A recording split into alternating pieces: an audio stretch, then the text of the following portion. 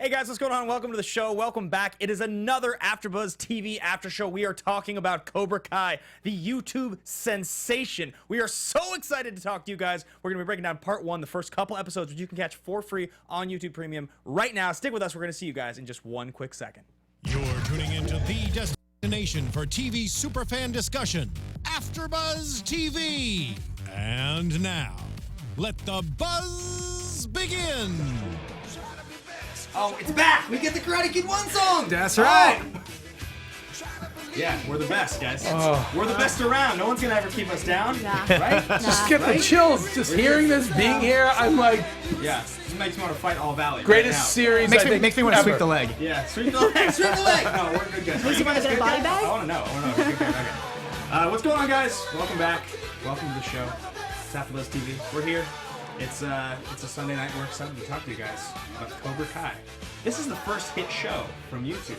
Truthfully, I mean, this is the first absolutely high-profile original piece of content. Has put YouTube on the map and has opened the doors for so many other past series and franchises now because they know you've got that built-in audience. Yeah, 100%. So guys, we are going to be breaking down all of the episodes of Cobra Kai. This is part 1. We're going to be talking about the first couple episodes, our general thoughts. We are going to have a discussion at the end of this bit about really who's the bully in the Karate Kid franchise, and specifically in this show, who do we think is the good guy, who do we think is the bad guy? I want to know from my panel, who I'm going to introduce right now, what team you guys are. You guys good or you bad? I'm going to start right here, Mr. Keven Undergaro. Wait, I don't want to give away what team I'm on yet. Okay, we'll I'm say not it, ready. we'll say it, I'm we'll not say ready, it. but as I already said, I'm obsessed with this series.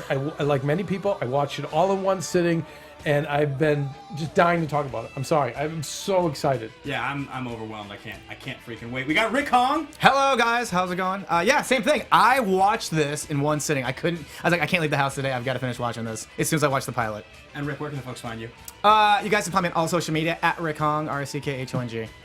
Excellent. And Veronica, we have a brand new host. We're so Veronica! excited. Welcome to the show. By the way, Veronica just joined the dojo. I Yeah. did. I did. She's rookie. She's a white belt. I'm Right? at the very bottom. So you were being bullied at high school, and then you came to AfterBuzz, and this is your first show. And we're going to teach you the ways. But we don't know if we're going to teach you Cobra Kai or Miyagi. Yeah, you can fight dirty afterwards. We don't know. You're gonna have to find. Will you're I get gonna my have to decide placement at the yourself. end of this after show? Yeah. Will I find out where I go? Exactly. All right. The end of part 1, we're gonna see. Do you get a uniform? Is it a black uniform, white uniform? I don't know. Ooh. We're gonna find out. Okay, it's going to be forward. How old are you? What was that? How old are you? 24. And okay, so 24-year-old female. Who were you even born when? No. Okay, when Karate Kid came out, and yet, had you seen Karate Kid the movie before this series? Oh yeah, 100%. Like Okay. my parents really were like, "Hey, you would like this movie," and I got into it and became obsessed. Okay, so therefore you share our sentiment for the series. 100%. Wow. By the way, like if you're a producer, that's such a winner that you're hitting all these 100%. generations. Oh yeah. I mean, you talk a lot about this, and I kind of want to just know your guys' general thoughts on the show, but there are so few pieces of intellectual property that have ever been created that you could do something like this with and have this kind of success. Karate Kid is truly one of the few. One of the few. It's 34 years later, and it's actually lasted. It's like, I mean, this movie's older than me, the first movie. I think you're going to see many more people follow this model, but like anything, when you do copies, you're going to see so many colossal fails. Well, because reboots, Yep. You by know. and large, don't work. This one worked. Well, here's the thing. Reboots haven't worked in the past because you're going movie to movie reboot. Right. But when you're going movie to series to TV series, because the TV audiences are shrinking and going and fragmented and going to so many different places, you know, if you're a money guy and you're putting up your money, would you want to put money on a new series that no one's heard of, right? And try to get it out there in the best way you can, pay millions of dollars in marketing, or a series that has an established fan base already? Of course. Well, not So only it's an easier bet. Yeah, well, not only an established fan base, but this movie and the series has a great sense of nostalgia, and that's what a lot of I feel these reboots are doing these days. Right. Is they are getting those audiences from like all these '90s movies and shows and these '80s movies and shows, and they're bringing it back to this audience, and they're like, wow. Well, speaking of which, and I'd love to know your just general thoughts on the series. With that nostalgia, do you feel like that was an overwhelming experience, or do you think that it was balanced well? I thought it was really balanced. I liked how the writing made it its own stories, but there was all the fun Easter eggs that we got to see from, you know, the All Valley turn, flashbacks. the flashbacks, and even how they sliced it all together with original clips from the movie. I thought it was very well balanced. I never felt like I was watching a carbon copy. Right. Rick, you're maybe the biggest Karate Kid fan I know. How did you feel about just the general tone of the show? Man, I loved it. You're talking to a guy, I mean, Grant, I'm only 15 years old, but you're talking to a guy that saw Karate Kid in the theater #1, Karate Kid #2 in the theater, Karate Kid #3 in the theater when they were all released, Karate Kid 4, no. You didn't see it in theaters. I saw that thing on VHS tape, I think. Maybe I did see it in the theater, but this, yeah, I don't know if the setup, since it was YouTube Red, the setup was like brought my expectations low. Right. But after watching it, like I said, when I watched that pilot, can't leave the house. Right. Can't leave the house, and I finished it one day. It's another example too. If you're a showrunner or you're a channel, you got to invest, and they spent the money. You know, they spent the money and the detail. And the three film executive producers on this were not only very talented writers who this is their sweet spot. We know Hot Tub Time Machine, right? Harold and Kumar, and on top of it, they are genuine fanboys of the product. You know, a lot of times. I'll tell you, just in TV writing history, I can't tell you how many times writers get hired for reboots, sequels, and are not fans of the original show. And they come in and they're mercenaries just to take the money, and you can tell them the product. But these guys were genuine fans. They loved it. I mean, in each one of the interviews that you've seen with Ralph, with the team, they have talked about the writing team. That's the first names they say. How did this thing happen? And they rifle off 3 names, and it's literally the vision these 3 guys had, and that's how this thing worked. You know, it's not like, oh, we were always going to go back to the old material at some point, but these guys just made it happen. It was kind of like these guys created something really special, and that's why you're seeing what you're seeing, because it is unusual. I mean, this is a long time. These, you know, I want to talk about each character. So I mean, I think let's jump in with Johnny, just because that's the brilliant part of the show for me is that it's through his eyes. His eyes. That's the brilliance of the idea. If you're pitching this idea, because I'll be honest with you guys, if 2 years ago, before I knew this was ever happening, if somebody was to say to me, hey, we're going to get the stars of Karate Kid, we're going to make a 10-part streaming series, we're going to put it behind a paywall on YouTube, and we're going to expect it to be a hit, I'd be like, okay, next idea. Because, like, I don't believe in that. I don't expect YouTube I would have totally believed in it. Rick, would you have drank the Kool-Aid at that point? I would need to hear the pitch. Like, the 2 guys, like, I would have to hear the passion behind it and the pitch to maybe say yes or no, but then saying, yeah, we're gonna put it on YouTube Red. I'm like, what? You know, I was like, to me, I'd have to pay just for the curiosity. Okay, interesting. Yeah, YouTube Red. The stigma, it was bad. Could you keep me? That's a different story. But yeah, I think it's funny when if we start talking to Johnny, let's take a step back and talk about William Zabka. Of course, yeah. Because really, he was the first piece of the puzzle. If you know that, the 3 creators took a lunch with him. And I heard an interview with him back in 2011, and he was saying because of Hot Tub Time Machine, he had an appearance in that, so he knew one of the creators there. And he said, we're going to be getting together soon for lunch, and I'm hoping, this is what he said in the interview, I'm hoping they're going to pitch me Hot Tub Time Machine 2. legit, and this is in 2011. He has no idea, as he's doing this interview, that probably, more than likely, whatever that lunch was where they sat with him to pitch this idea. So if you know what happened, he's blown away by the fact they even want to do this. And then I know he ended it by saying, well, he said, do you have Ralph Macchio on board? And they said, no, not yet. And he's like, wow, good luck with that. Yeah, right. He thought it was going to be over. But I know one of his concern was, he said, is Johnny the bad guy? Because he said, it's something effective. It's Pandora's box. And maybe there might even be psychological ramifications for him, because if you look at his career, 80s, he was our quintessential villain. Yeah, he was always the bad guy. And then disappears. Yeah, he didn't have... I mean, he worked a lot over the years, but he didn't work in high-profile projects. Right. Now, he goes out and wins an Oscar. He's nominated for an Oscar for his short film as a director.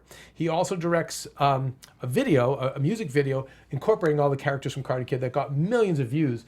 But as far as, even Macchio had much more success. My Cousin Vinny and Dancing with the Stars, So so he's blown away, but he does say it might be a little bit too close to home, and they assure him, no, it's his perspective. It's great. And what motivated these 3 writers was 2 lines that he said in the original movie, which his first line was something like, I only get 1 more year to figure this out. I'm at the end of my rope. And his last line, which was, you know, hey LaRusso, you're not bad, or Yeah, whatever. you're all right, LaRusso. Yeah, you're all right, right. LaRusso, and you know, and that's what ignited the writers to say, you know what, there's more to this guy, and we're going to base it off that. And I believe they heard him talking on the DVD commentary of the original Karate Kid, and that's what inspired them to say, you know what, let's do this. So it starts with him, and of course it needs to. Yeah, I think. know? I think William Zabka is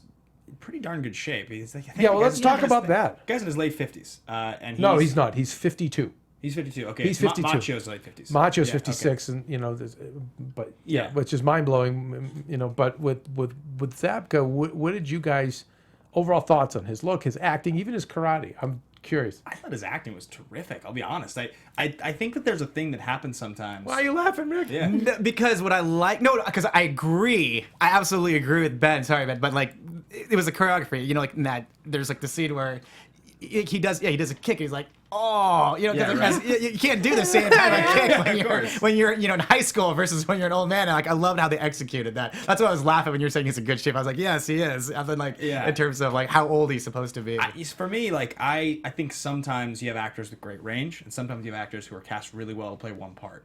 And I don't know what his range is. I haven't watched a lot of the movies we're talking about over the years. But what I can say is that this character and the expansion of this character, because truthfully, in the original movies, it's not like he has the opportunity to show a tremendous amount of range. He's kind of he's an 80s villain. Like that's what it was. They gave him the opportunity to show some humanity with his character, and he really, I think, knocks it out of the park. I mean, that scene when he's watching Iron Eagle in the first episode, and the speech is happening, I was like, that was a total, and you see him tearing up, and then I got a fist bump moment. I was like, I'm so excited for this show. Yes. Oh, like, All right, Rookie, what do you think? I wanna No, hear I from thought he Rookie. did a great job. I thought that for this particular series, he nailed it for me because it was, as you said, it was a chance to see him grow into this role as Johnny. Like in the first movie, he just kind of popped in and out. He was a villain. But like here, he was able to show like, okay, you know, I am kind of still a villain, but you know, I also have people I care about. And so you were able to see him grow better, and I loved it. I loved how he executed that. yeah, the fact that they start with that old footage, I think, is key. I think it really puts you right back there. You know, for me, I was. He did play the quintessential villain. Again, dealing with his interviews, he talks about Back to School. He actually was trying to, if you recall his bad guy character in Back to School, the Rodney Dangerfield classic, he was infusing a lot of comedy, and they cut a lot of it out. But he said, you know, here's what remained. You know, that screw you, Nellen. Like he knew. Sure, right, yeah. Ouch! You know, when he heard he had a cramp. But, Sure, yeah. but he went there to show his comedic range, and he's like, they pulled it back. For me, I think he shows incredible range because this is not Johnny from Karate Kid. This is now a Johnny who's broken, Yeah. sad. Think of all the range of emotions, and he's on this arc in this journey. You know, in the first movie, he doesn't arc. He's just dick, boom, loses. You know, and his arc, I guess, briefly is, hey, you lose, or you're okay. But in this, no, I think he's unbelievable. I think he shows incredible range. And I will tell you guys, as an actor and as a director, acting is like a muscle. It's like anything. It's like writing, directing, like anything. And if you don't exercise that muscle, it goes. And that's why sometimes you ever notice where your favorite stars when come back and do something 10 or 50, they do the character 15, 20 years later, and they're a little off. Yeah, right. They're a little soft. It's because it is a muscle. And the fact that this guy comes back like this and is even better, and I think physically, I mean, to me, he doesn't look in his 50s. I think he looks fantastic. And again, it's not cosmetic surgery because we'd be able to tell, and he's not a guy that, you know, came from stupid money. His dad was working class within the business. He was a production manager and AD. Yeah, I guess I've gushed enough about William Zabka, but I was blown away by him. Do you think that, just non sequitur on him, but do you think there's awards consideration here for this part? Do you think there's a potential Emmy? Oh, They're talking about it. They're talking about The it. series 100% reviewed on Rotten Tomatoes right now. 100%. And the #1 streamed show. I do not trust the TV Academy on that realm. Yeah, you can't compare. I'm sorry, but like you can't compare William Zabka. And I love it. Like I said, I'm behind this 100%. I would push for that campaign. Yeah. But you can't use him and then say he's on the caliber of John Hamm Mad Men. I mean, granted, John Hamm's not here right now, but like in terms of like when you're saying who wins and who. I think this could be one of those situations where Beast of No Nation got a lot of attention because it was the first theatrically released Netflix film, and it had Idris, and people were like, oh, we're going to take this movie seriously. This could be the first one, and people take him seriously in this performance just for that reason and no other reason. I mean, it might actually get more attention than you think. We will see. I want to make sure we cover everything we can here, so let's continue moving through. Johnny meets Miguel. He meets his kid, basically, his new student. You're forgetting the original fight? Oh, I mean, you want to talk about the flashback? The fact that they had to bring in new footage to make it, in the movie, you don't have a close up of the crane Johnny. kick. Oh. You don't have other footage, right? They pulled old different angles of that footage from the movie. And his little fun fact, you were able to see William Zabka's mom. Yeah, okay. Which you couldn't see in the original film, but they went into the vault and were able to grab all the old footage. And the producer said, you know what? It becomes a different movie when you bring in the close-up of the crane kick, because now, their belief was, and I agree, now you have more emotion for Johnny. So it's to me, that's huge that they brought that in. Yeah, because they had to establish pretty quickly, you had to be sympathetic to this character who's politically incorrect. He's not very politically incorrect. He's not at all what you're used to seeing anymore. He seems completely like from another generation. But you had to like this guy. And to go from that new overhead shot of whoever they had play him in reshoot, and to cut to him on the ground drunk with a flip phone. Yep. Pretty excellent. Right? You talk about show don't tell. Like done. I get it. Drinking Coors. Yeah.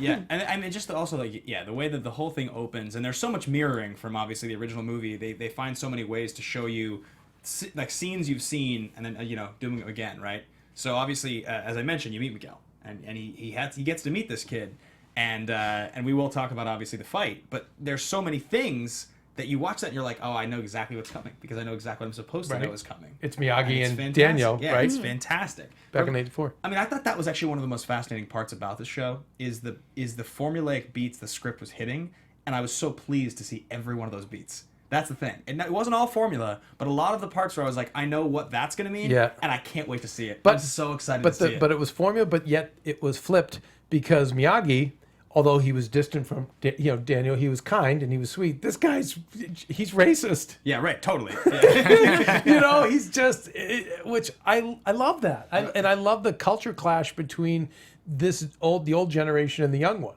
Which you didn't really see as much with Miyagi and Daniel. Well, it's like Ben said too, with with the Iron Eagle and everything. Right. This is a guy that's stuck in the 80s, and being politically correct, not being racist, didn't really exist in the mid 80s. I think Pat Morita probably at that point, maybe there's a reference, maybe there isn't.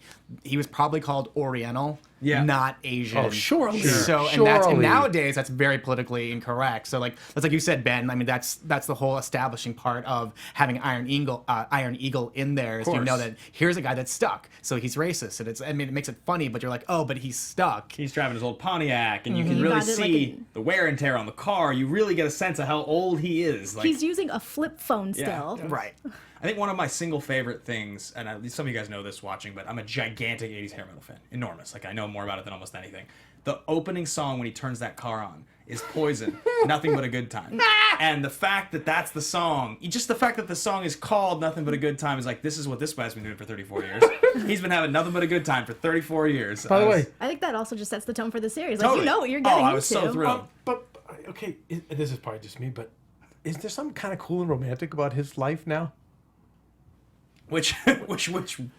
I don't know. Driving the Firebird, hitting on the yoga chick. No, his job. Like he doesn't have to care about his job or his career. He doesn't have any pressure on him. Kind of living the dream. No, I don't know about that. No, nah, it's pretty rough. If he wasn't living in the 1-bedroom apartment, maybe. Yeah. As a 52-year-old, right? Like there was something really stark about seeing the overhead shot of him face down, and the first thing I thought was, wow, there's something uncomfortable about a man of his age in a bed that small with a beer on the nightstand. I was just like, I was looking, I was just like, wow, that's effective. I was like, literally the overhead shot of just that tells a story without him even saying a word. Crazy, right? And it's weird too, because you think about most of us, Veronica, I'm not sure about you, but like when you come to LA and you live in the valley in those type of apartments. Yeah. Everybody like usually has lived or slept on someone's couch that 100%. looks like that's like so that's another whole nostalgic thing All of like been there. when you come to LA, you come to the valley, a lot of those complexes look like that, still have a feel, they're still here. Well, and like, okay, to be totally fair to him also in that moment, it's not to say that just because you see that overhead shot, you know his story. It's what comes after that tells it. Because he could get up, he could literally go over, sit at a desk, start writing code, and this guy could have millions of dollars in the bank. It's not like you know much about somebody from them living in a small bed. It's more about the fact that, like, you know this guy was a hotshot in high school. Now you see this. You see the beer. The first thing he does is drinks. You're like, okay, now I know what I need to know. You know? Yep. It's very effective storytelling. I know it's quick, but it gets right to the point. So, but yeah, so we get to meet Miguel. We know he's going to reject him. We know, of course, because he lives next door, what's going to happen. Yep. And, oh my God, the pea behind the pizza? He's behind the slice of pizza?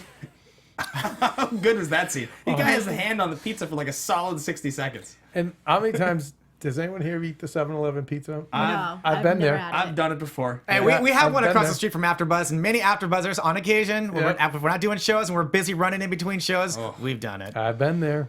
You know, that's all you have. Hey, if you've had enough to drink, it's pretty delicious. I'm going to be honest. That's true. That's true. Just being honest. When you're drinking Coors, yeah, exactly. 7-Eleven pizza is delicious. He orders the banquet beer. He calls it the banquet beer. That's fantastic. That's fantastic. That's as good as it gets. I'll take a banquet. Oh, I love a banquet Yeah, beer. banquet beer. So yeah, all right. So we know obviously sort of what's going to happen there. So I do want to cover this fight that we talked about before we get in, obviously, to Ralph Macchio, because that's very important. But this fight is really, really crucial because you see it coming, right? You know, the second that those kids show up, you see the kids, right? You see Miguel, you're like, all right, it's coming. This is going to be awesome. Except you're a dude in your 50s, and these are a bunch of teenagers, and you're going to kick these teenagers' ass. And one more, no. And one more thing. He's not defending Right. Miguel like Miyagi defended Daniel. It's because they dented his In car. his car. So again, that's why I think this is so brilliant that it's not just a copy. Yeah, well, I got so fired up from the second the scene even was starting, right? Like, Oh, me too. Because a fist bump moment is something I always talk about. It's that when you're kind of looking around, like, are you seeing this right now? Yeah. I get to watch the rest of the show. This is so exciting, Yeah. and you know it's coming. And obviously, you know, he unleashes his karate, and again, it's just sort of like. It's just like the pizza and a man of his age in his shape swinging the kicks. It takes you by surprise a little, but it looks pretty good. I gotta say. I thought he, karate was you know, good. he was a former high school wrestler. That was his background. And then when he trained for the first Karate Kid, he took it very seriously. And I think he got up to something like green belt, you know. But he took it really seriously. And so I thought his moves.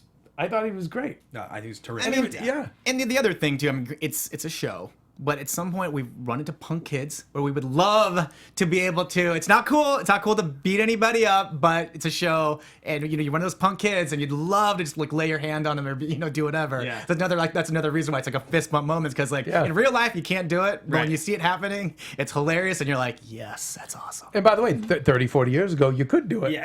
That happened all that. You know what I mean? It was a different world. He probably got his ass kicked by somebody older at one point. Yeah, right? well, he Yeah, did, did right? Miyagi. Yeah, right. you know. Oh yeah, good point. That's strong point. So he's like, okay, now it's my turn. Yeah, exactly. So I think that fight's crucial. Obviously, that's a great moment, and it sets up. It's that mirroring from the original movie that you're so excited about. It's also the fact that he can still do it. Yeah. Like he's still able to like kick butt. Yeah, and you can't quite decide at that point. I think in the episode, at least for me, I wasn't totally like I'm on board with this guy yet. I was like, this is still a little bit like watching a train crash in slow motion, but I still like it. But I'm not totally like sympathetic to him yet. But they're you know? building up to it. Yeah, they're building yeah. up to all the like little links. Yeah. For me, I felt like I was sympathetic for him right off the back. And this mainly comes from just the first movie where it's like, here he is, never loses a point his junior year. Yeah. And here comes this kid who trains for like, what, a few weeks and totally just like takes his title away. Yeah. So like from that point alone, it's like someone training really, really hard. And you're like, oh man, you're sympathetic. Like you kind of Yeah. lost to someone who just kind of came in and swooped it away from you. Well, because it's established quickly that he peaked in high school, and Yeah. and you're waiting to see what's next. So all right, we see this fight, right, and then you know that he's drinking and driving. So there's this hit and run. Everything's falling apart. He gets fired, right? Like it truly does feel like it's falling apart. Now, flash forward after this hit and run, and we know because we've seen LaRusso all over the billboards, we're gonna get this showdown. And so this is enter Ralph Macchio, right? This is enter Ralph Macchio, and I think Have we met Robbie yet? The Later, like Robert's a In little the bit later. next one. Yeah, it's in the second episode, but yeah, we get the phone call about him having Molly at school, and it's the first sense that we get that there's a son that you're disconnected with. Right, and in fact, I think we have to mention too the idea that there's either ex-wife or baby mama, and she's clearly not right. She's a drunk, and she's out. right. And I think Looking for a sugar daddy. Yeah, I think we get a little more of that a few episodes into the series. I think that's like episode 3, 4, 5 as we get that sense. The first sense we get of Robbie is this phone call, and it's that your son has drugs, and that's so and he tries to care a little bit. He tries to care, but also you get the sense of his stepfather because Ed Asner shows up and in that whole scene, and he's like, here's the money, I bailed you out of jail, I'm buying you out, kid. But I think great writing because you had a mom who loved him. Yeah. Right. Who we get the impression he probably had a really sweet mother who genuinely loved him, and that's the half of Johnny that's going to come out in this series. Right. The bad half. Well, think of the males. Ed Asner, who didn't love him, was just I'm putting up with you, kid, because I loved your mom. Yeah. And then we get Kreese, his, and he says he was like that bad father figure. So it's really important. But again, I compliment the writers because I think it's such a great setup. Really interesting parallels, yeah. I don't think he saw him as he definitely saw him as a father figure, but I don't think he saw him as a bad father figure. Which one, Chris? Crease. No. He kind of admitted that a little later in the series, but whether he did or he didn't, we know Kreese was not a positive. Not a good Right. Well, he tries to kill him at the end of the first movie. You know what I'm saying? But remember, if that's your idea of love, Right. which happens with people who've been abused all the time, you're going to be confused about what love is. You think being abusive is love, and if you're someone of lower consciousness, you're going to go out and abuse other people, and if you're high consciousness, you're going to just drink and hate yourself, which is where he's at. Yeah. So speaking of Asner for a second, you had him on the Tomorrow Show. I did. I had him on my right? show. He's fantastic, and Yeah. God, talk about a guy with Hollywood history. And again, I love the respect that these writers have for the past because you could have cast anyone, but you know what? Go get Ed Asner, who's well into his 90s. Yeah. You know, I love that. The voice from Up, among other things. Among other things. Many things. Yeah, absolutely. Yeah. And you know, we knew with his son, Right. you know, we can see because it's a broken family. We see what the mother's like, so we know the son's not going to be a straight shooter. Peach, but he's kind of a high school badass pretty boy. From the second, he's like Jonathan Taylor Thomas with attitude. That's Yeah. a little bit what he feels like, right? I totally see that though. Yeah, right. The Right. hair, he's got the Yes, he's got JTT hair. He the does. hair He does. and the teeth. Yeah, 100%. So I do want to get into Daniel LaRusso, but before I do, I want to remind everybody watching or listening of a couple things really quickly. We do content here at AfterBuzz for you. We put it on iTunes and on YouTube. And for us to continue doing that content, because we will never charge anything for it, we just need to keep the lights on to do it. Ratings and reviews help us do it, guys. If you want to just give us a rating or review on iTunes, let them know that you're enjoying listening to this, that you found the show, that you think it's awesome. Let's leave a comment. Leave your thoughts below. It really does help us out with what we do here. And also, we have a bunch of different YouTube channels now for all the different genres of AfterBuzz. So there's drama, there's sci-fi fantasy. It helps you really get a great sense of if you like one show in one genre, a CW show, for instance, like The Flash, you're going to get updates about Arrow, you're going to get updates about Gotham, other shows that kind of fit the same bill for you. So check out those different channels, and please subscribe to the ones that you like, because it'll help you, keep getting updates about the shows you like, and it'll help us keep going. And then let us know you did so we can give you credit. 100%. If you guys leave a comment, anything, we'll read out your iTunes reviews, your YouTube comments on the shows. That's what the hosts do. And now. please, you guys, when you go to our YouTube, leave comments. And we're going to talk later on, who is the bully in this situation. If you guys have thoughts, we want to hear it. If you have thoughts on what we're saying today, you disagree or agree, we'd love to hear it. And I want to just throw this out there right now. What other reboots do you think would work? Yeah, I think that's an interesting. I'd love to hear the ideas from you guys, but anyway. Yeah. So, all right, let's get into the second half of this review, which is really important because we get the first meeting between LaRusso and Lawrence. So he goes to drop off his car or pick his car up because it's which been is towed hit by who? by LaRusso's daughter.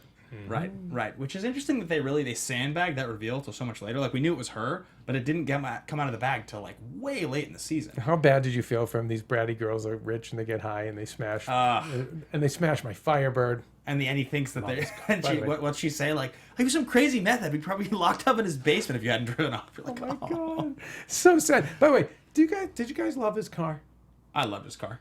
Yeah. Rick? Oh yeah. Come on, 80s Pontiac Firebirds, Trans Ams. Veronica, we go to the rookie. Tell the truth. It's okay, honey. I mean, it was a nice car. That's literally all I could say. It was nice. I liked it. Because remember, it gets painted and polished and buffed a little later. So someone drives up to your house and your thoughts? Like, wow, what a cool car, or I would wow, say, loser creeper. No, that person really likes cars. Yeah, That- it's a sweet car. Appreciate the class. I did love Just the saying. Encino. Big shout out to the Encino Commons and the Encino neighborhood. The old AfterBuzz studios, before obviously we moved, were in that neighborhood. I mean, I used all to drive shot around there. there all the time, right? Yeah, all the time. So most of the shooting was done in Tarzana and Encino, but then also down south. yeah, They shot most of it in the southern area, but then any of the exteriors they shit needed. Atlanta, right? Is that where they Atlanta, shot? Yeah, they yeah. came out here to do.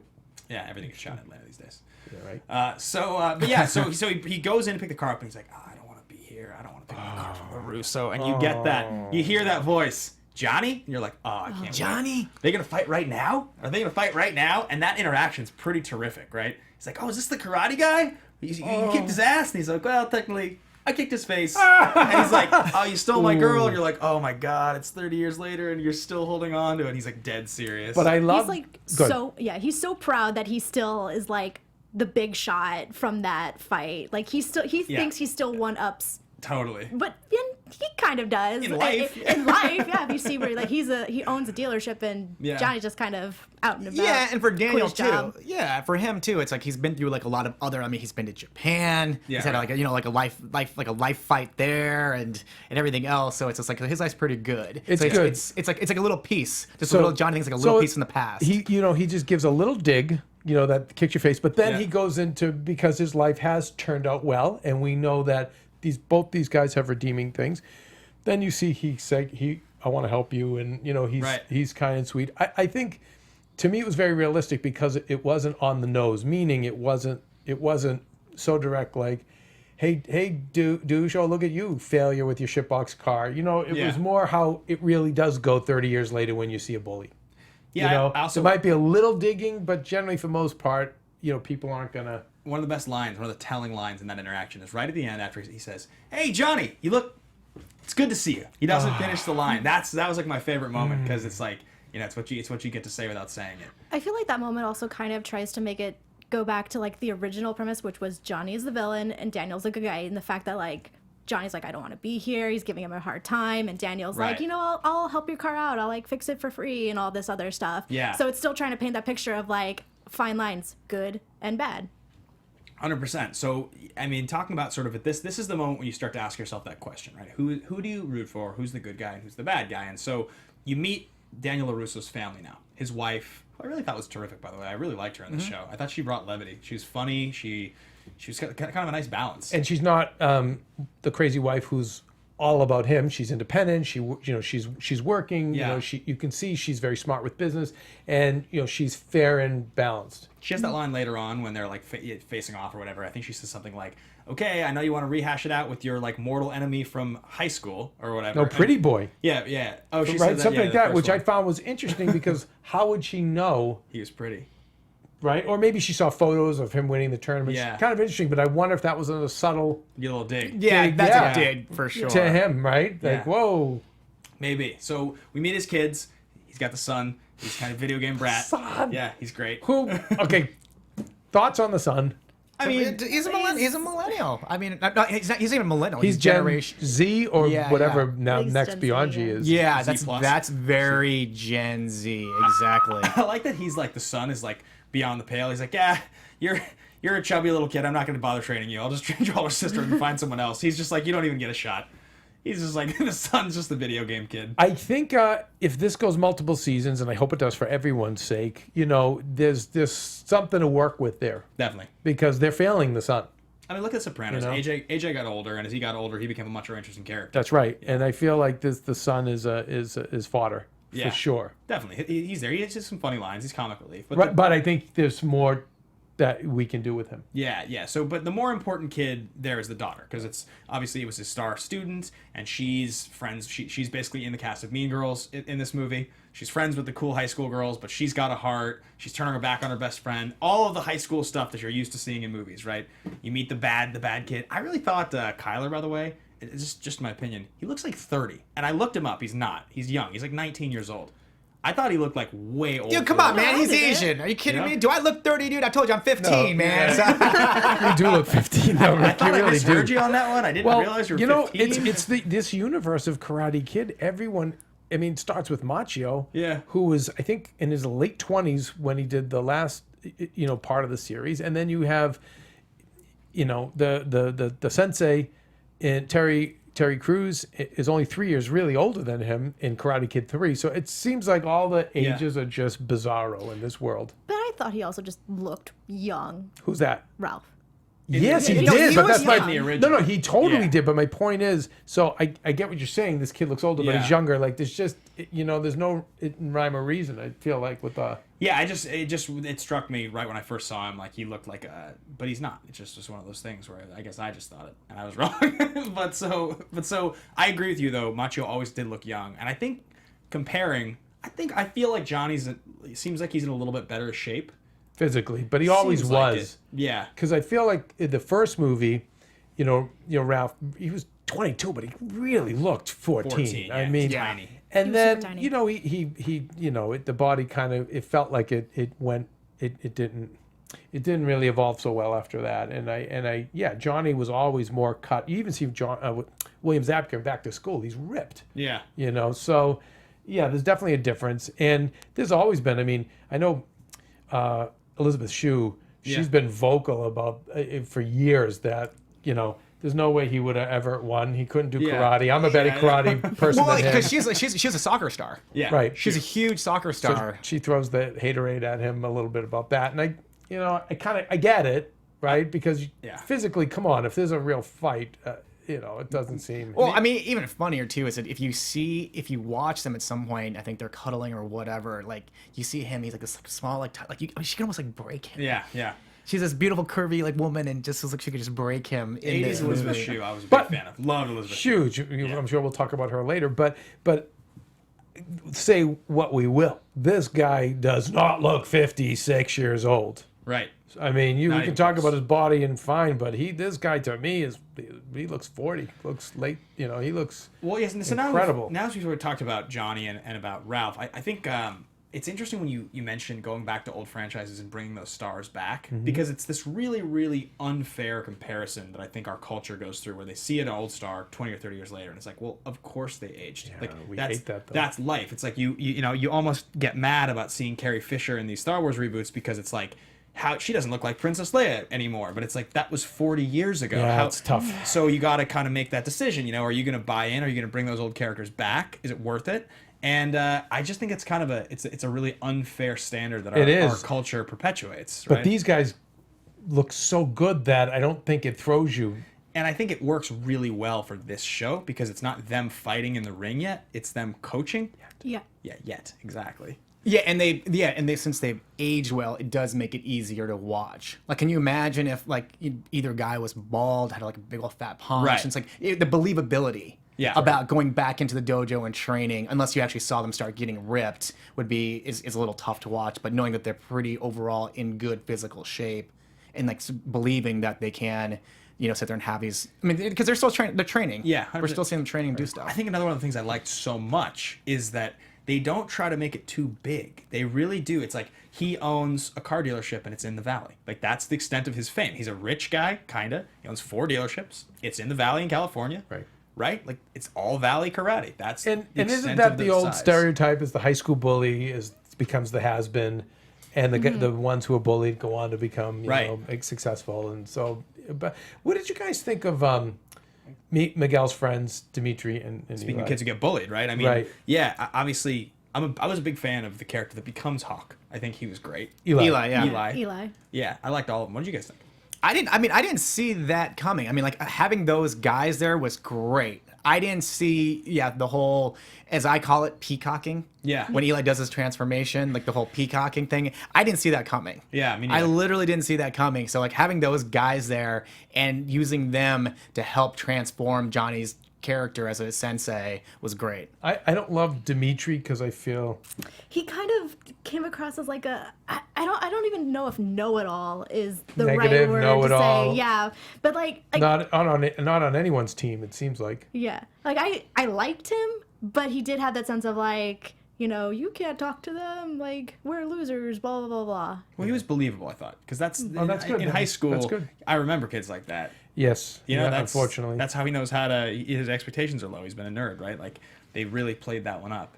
So I thought he was pretty believable. I like the friends. But speaking of the good guys, then there's the bad guys in high school. They're you have jerks. the plastics, effectively, and then you have Kyler, he's the bully. I remember when I was watching those episodes, I was taking notes, and in my notes, I literally wrote, Sam's friends suck. Yeah. Because they're just so bad and mean. Right.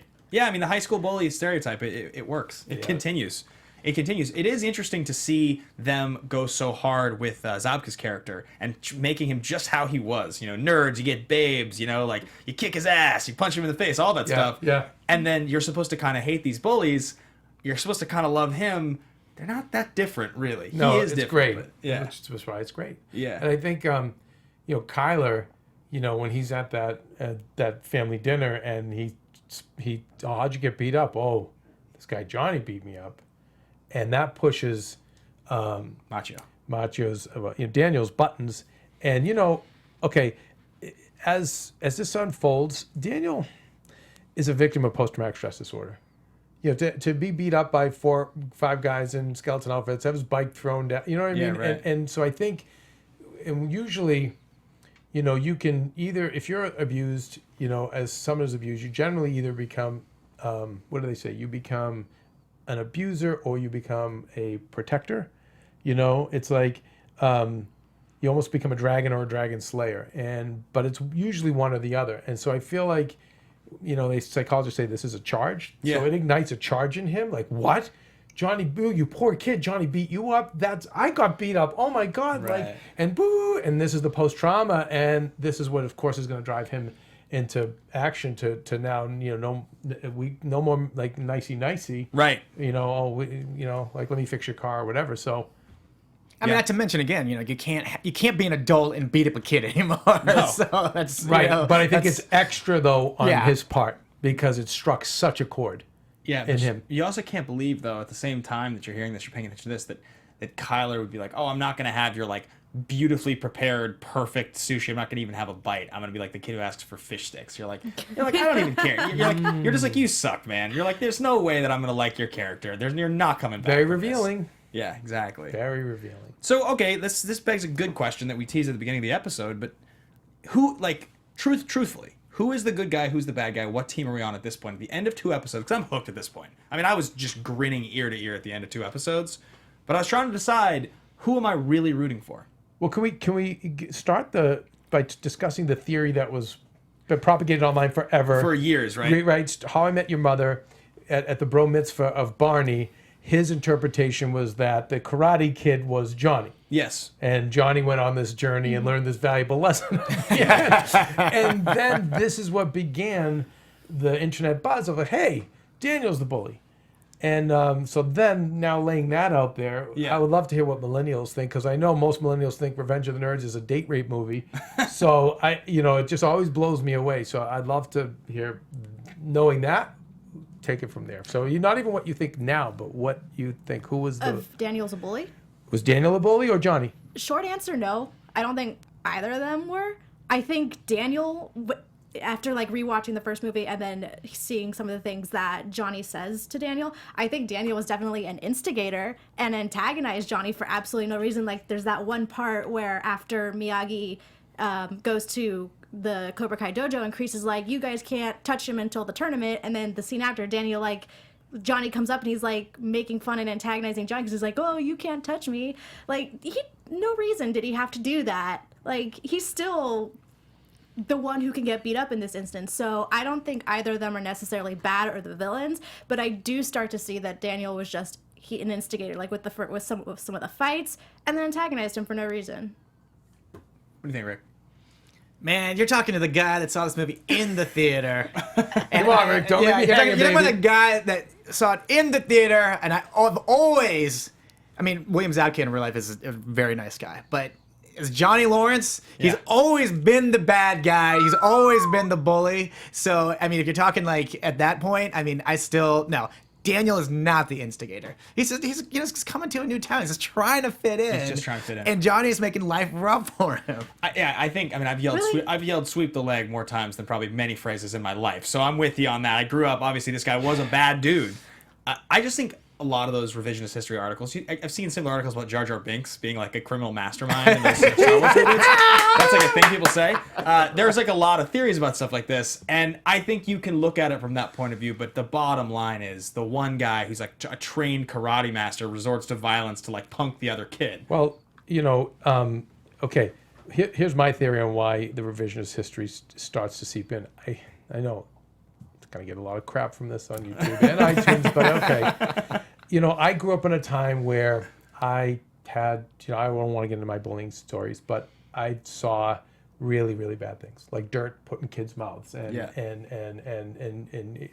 kids having their clothes ripped off in front of everyone in the high school, torn off them. I remember there was a kid who had an earring and a tail, and they pinned him down the jocks and they cut the tail off.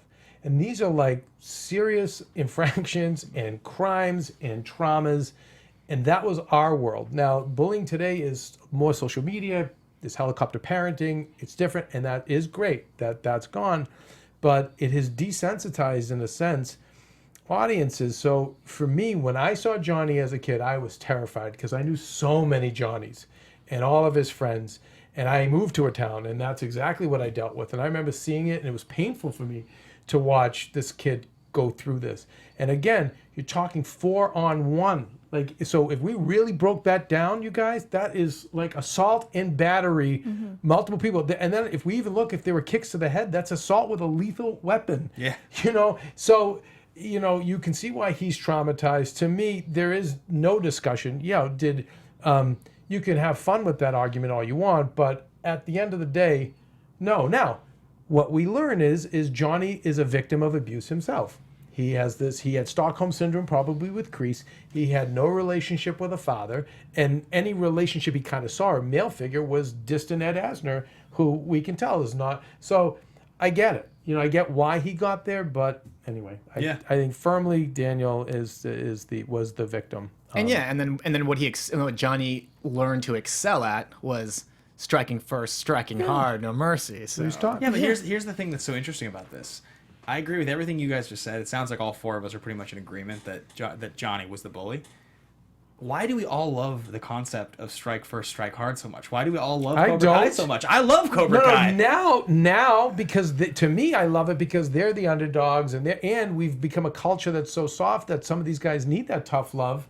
So now, but I don't love that. I'm sorry, I'm not with you guys. I'm not saying like the concept of hitting somebody. No. I'm saying like literally I find Cobra Kai, the mythology, even sort of the cartoony nature of Kreese as a villain in the original movie, so appealing. But do you love them as villains, or do you love them as you want to be part of it? It's just awesome. I love little fat old Miyagi who's sweet and wants to help people, and then guess what? When he needs to step up and show the bad guys, how it's done. And I love that overall philosophy of karate, because the martial arts, most of them weren't developed. They were more of a philosophy. They weren't developed. Yes, there were people who took it and it was to hurt. Yeah. But if the Buddhist monks and the Shaolin monks, like, it wasn't about that. But I mean, you're as big a wrestling guy as I've ever met, right? Yeah, huge. So for me, there's a quality to Cobra Kai that is the same appeal that a great heel has. You got it. And that's why I'm saying, at the end of the day, I care a lot more about Cobra Kai than I care about Ralph Macchio. And that's why we love D-Generation X. Exactly. Yeah. Well, they were anti-heroes, but an anti-hero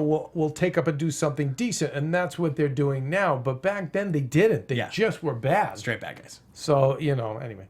All right, so I think it's going to wrap us up for part 1 of our Karate Kid Cobra Kai review. We have 4 more parts. I'm not even really sure. We have literally 8 more episodes to talk about. So stick with us, and we are going to break down the rest of the show for you guys. Thank you so much for watching. Thanks for listening. Ben, where do we find you? You guys can find me personally at Ben Bateman Media, Twitter, Instagram. Kevin, where can the folks find you? At Undergaro, and check me out on our Billions, our Jersey Shore, and our AfterBuzz TV Bar Rescue show.